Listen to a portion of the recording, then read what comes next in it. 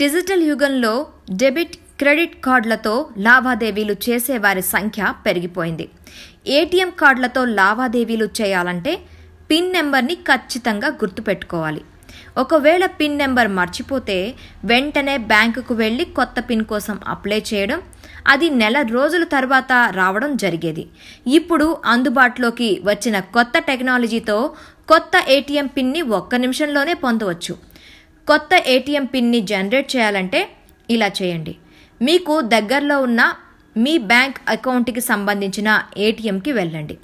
ATM మిషన్లో మీ కార్డుని పెట్టండి. అప్పుడు కొన్ని ఆప్షన్స్ వస్తాయి. ఆ ఆప్షన్లలో బ్యాంకింగ్ అనే ఆప్షన్ని సెలెక్ట్ చేసుకోవాలి. ఆ తరువాత పిన్ జనరేటెడ్ లేదా పిన్ రీసెట్ లేదా ఫర్గట్ పిన్ అనే ఆప్షన్ని ఎంచుకోవాలి. మీ బ్యాంక్ అకౌంట్ నెంబర్ని, ఫోన్ నెంబర్ని ధృవీకరించాలి.